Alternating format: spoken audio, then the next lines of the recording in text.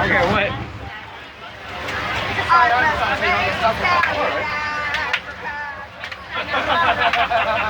Right to her.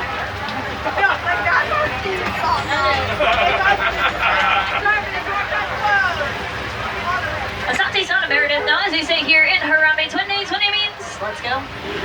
Alright, well jumbo everyone, my name is Ness, I'm going to be your safari guide here on the Harambe Wildlife Reserve. Now in order to have a super fun, super safe safari, we're just going to go over a couple things and ask that we please remain seated at all times. Make sure to keep our hands, arms, feet, legs inside the truck at all times, and hang on to any loose items. Yeah, it is going to be a very bumpy ride out here, and I am unable to stop to retrieve those items. Now if you take a look above your heads, you will see an animal spotting guide up there. Probably not going to see all those guys today, but we usually have some pretty good luck to see a whole bunch of them. Might even see some animals that aren't on that spotting guide, so I'm pretty excited. Hope you are as well. Now, if you did happen to bring a camera with you, go ahead and put that on an action or sports mode or any kind of fast shutter speed for the matter. It's going to be the best way to get some awesome pictures of the animals out there today. So I'm unable to stop too often. What I do is only for a couple seconds at a time. And those animals certainly will not pose for you. So that fast shutter speed is definitely going to help you out. Alright, my friends, we're going to be starting our little adventure off in the Little Ituri Forest, home to very reclusive animals that tend to stay back amongst the trees and bushes, so keep your eyes peeled. Might spot something around here.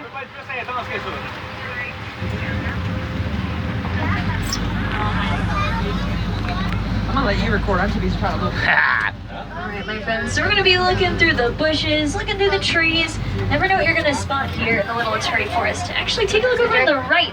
Looks like we found the okapi.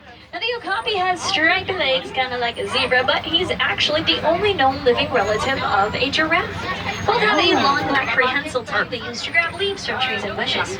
Now, the okapi is so shy, Western researchers did not discover him until about 1901. So, a very shy animal back there. Well, looks like we found something pretty cool down here on the left, my friends. Looks like we found a couple black rhinos. There's one walking around back here, but let's get a closer look at this one down at the bottom. And the black rhino is a really cool animal, can charge up to a speed of about 35 miles per hour. It's rubbing its Very beautiful animal, but unfortunately, due to poaching, there are less than 5,000 black rhinos in the whole world. And we got to see 2 of them here today, so we are extremely lucky. Now, rhinos are being poached for their horns. Really unfortunate because those horns are made out of keratin. Same stuff as in your fingernails and your hair. So those horns really are of no value whatsoever. Now, over on the right at the top of the hill, those are the bongos. The bongos have a nickname. That's the ghosts of the forest. It's because, as you can see, they kind of like to stay back in the depths of the forest, trying to blend in well with their surroundings. Now, closer to the truck down here, the little taller ones, kind of a lighter color, those are the greater kudu. Now, the greater kudu are one of the tallest antelope in Africa. They can get to about 55 inches tall just at the shoulder. Now, we can tell those were female kudu because they did not have any horns. Males would have very long spiraled horns reaching about 6 feet in length. Now, this differs from the bongos because both the male and the female bongos will have horns, and they kind of lean back against their head so they don't get tangled in any of the brush when they run through the forest away from predators. Alright, my friends, now as we head deeper and deeper into the forest, we are approaching the Sampi River, which is just over here at the forest edge, and it's home to animals that like to live in or around the water. So let's take a look over here, see what we can find. Are there gonna be monkeys? Let me see. So we're going to start looking for any bubbles, looking for any shapes in the water, because it could possibly be a Nile hippopotamus, and it looks like one has just started poking its head out up here on your right.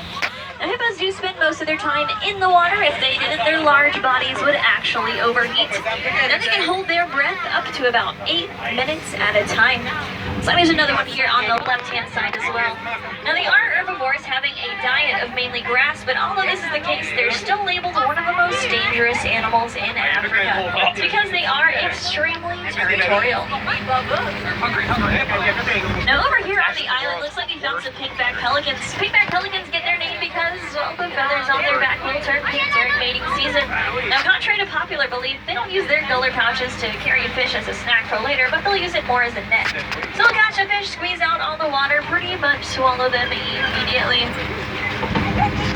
Now, as we are around the corner here, friends, keep on looking to the left because it looks like we've come across some Nile crocodile. Now the Nile crocodile have an extremely powerful jaw, strong enough to break the bones of their prey in one single bite. A Nile crocodile can be about as long as a giraffe is tall. Now their diet consists mainly of fish, but they are known to try and eat pretty much anything that'll dare cross their path. So very dangerous, very aggressive animal. Now they can be quite gentle, but only when it comes to their babies. If their babies have trouble hatching from their eggs, they will roll those eggs gently in their mouths to help them hatch. Now as we head up this hill, we are heading toward an entirely different ecosystem. We're going to be entering the savanna, the largest part here on the reserve. Home to quite a variety of different migratory animals, also home to quite a bit of different vegetation, like the baobab tree, which we're about to pass by here on the right. And the baobab tree is also known as the upside down tree. It's because it kind of looks like its roots are sticking up in the air, but those are its branches. It's just leafless up to about 9 months out of the year.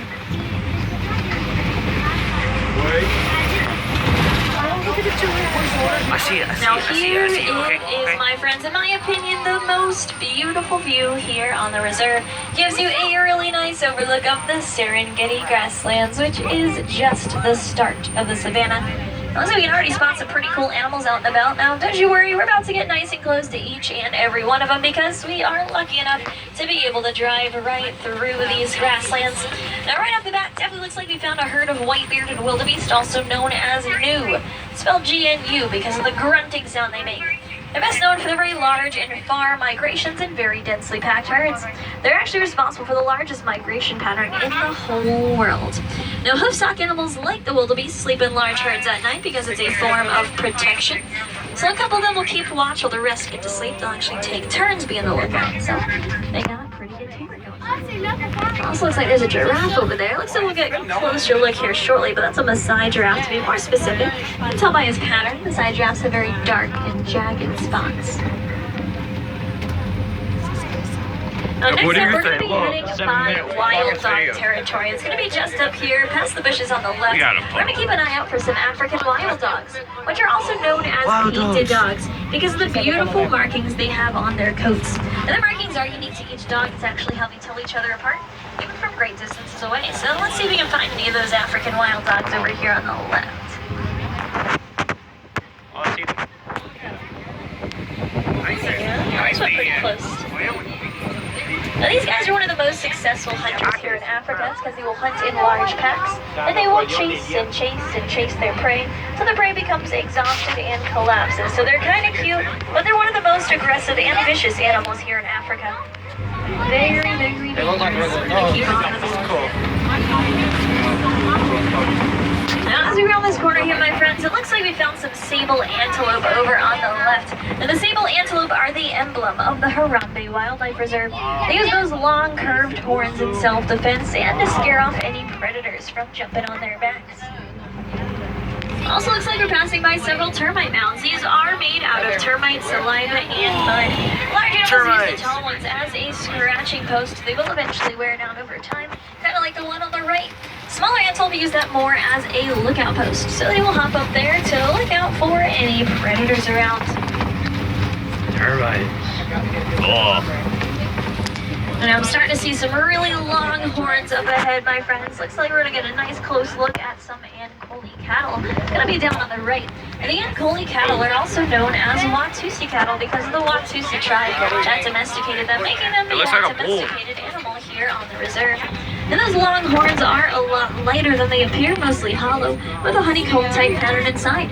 Helps their blood flow through and regulates their body temperatures, acting kind of as a cooling system. Now these guys are actually seen as a form of wealth to the Maasai people of Africa. So the more cattle you have, the richer you are. But obviously you cannot keep cattle in a bank, so they created something called a manana, which is a very thorny brush in a circular form. Keeps all the cattle in, keeps all the predators out. It's also known as the... Mom, you're alone. Now it looks like we're about to get pretty close to that Maasai giraffe we saw earlier. Might even cross the road. Yes! Awesome! Yeah! Looks like you might want to be the line leader here. So these are Maasai giraffes. Babies are born at around 6 feet tall. Adults will grow up to about 18 to 20 feet tall. Just a giraffe's heart can weigh about 25 pounds. Wow. Yeah, it's a really large animal, tallest animal in the whole world. Now those things on the tops of their head are called ossicones. They're kind of like horns, but they're actually covered in their skin and their fur. Bye-bye. Oh, he's gonna So beautiful. Sorry about that. pose for a picture. You said they didn't pose. He totally just smiled.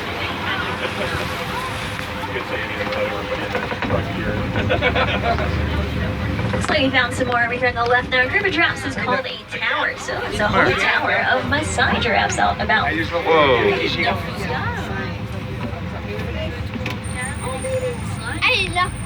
Now, did you know giraffes really don't sleep that much? They only sleep about 30 minutes a There's day. a bird on that Pretty stick. crazy, right? Let's put that up into about 5-minute increments. So it's kind of like taking a whole bunch of power naps all day. They spend most of their time eating. Bird They right spend around there. 16 to 20 hours of their day eating. They've got pretty big bodies to feed.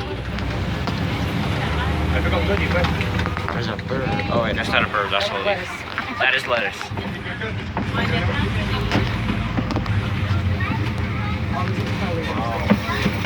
Oh my goodness, guys, take a look down on the right. It looks like we found some elephants. Yes, we found some African elephants down here. Looks like we found part of the herd. Now, you might have just seen them throwing dirt on their backs. Now, elephants have extremely sensitive skin, so they'll throw dirt and mud on their back. It acts kind of as a natural sunblock.